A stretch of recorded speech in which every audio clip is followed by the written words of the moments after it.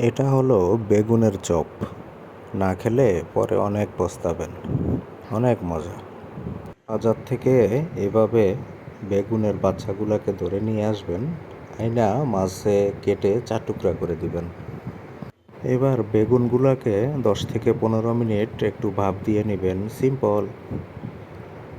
Rice কুকারের পাতিলেও করা যায়। সিদ্ধ হয়ে গেলে নামিয়ে একটা পাশে রেখে দিন।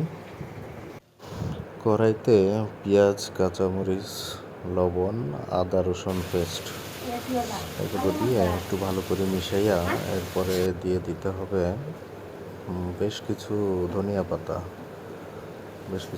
পাতা। দিয়ে একটু ভালো করে মিশাবেন। মিশানোর পরে দিতে হবে হলুদ গুঁড়া, মরিচের গুঁড়া আর একটু গরম মশলা।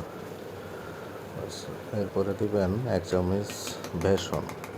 বেসন দেওয়ার পরে এগুলো শুকিয়ে যাবে, সামান্য একটু পানি দিবেন। এরপরে দিয়ে দিবেন পরিমাণ মতো সিদ্ধ আলু ম্যাশ করে তারপর দিবেন, একটু মিশিয়ে নেবেন ভালো করে, বাস তৈরি হয়ে যাবে। এরপরে বেসনের মধ্যে একটু হলুদ, মরিচ, এটা যার যার স্বাদ মতো, লবণ আর খুব ভালো করে মাখিয়ে নিতে হবে। আর একটু খেয়াল রাখবেন যে বেসনটা যেন খুব বেশি পাতলা না হয়, একটু গাঢ় গাঢ় থাকে যেন বেগুনের গায়ে।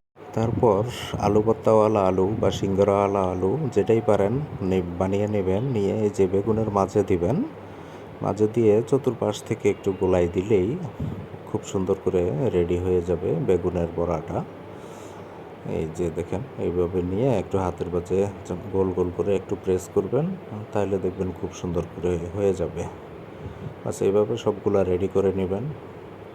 এই আলুটার রেসিপিটাও আমি আমার ইউটিউব চ্যানেলে দিয়ে দিচ্ছি। কমেন্ট বক্সে ইউটিউব চ্যানেলের লিঙ্ক থাকবে। যে এভাবে সবগুলা রেডি করে নেবেন। রেডি করে নেওয়ার পর একটু গরম তেলে, বেশ ডুবো যেন হয়, গরম তেলে এইভাবে বেগুনগুলাকে একটু এদিক এদিক চুবাইয়া এর ভিতরে ছেড়ে দিবেন, তেলের ভিতরে ছেড়ে দিবেন। একটু খেয়াল রাখবেন যেন ভালো করে একটু কোট করা হয় সবগুলা বেগুনের ভিতরে ভালো করে যেন কোট হয়। সেভাবে দিয়ে তো 5 মিনিটের মতো রান্না করলেই হবে। দেখেন কত সুন্দর হয়ে গেছে, একটু ক্রিসপিও হয়। দেখেন খাইতে অনেক মজা, অনেক স্বাদ।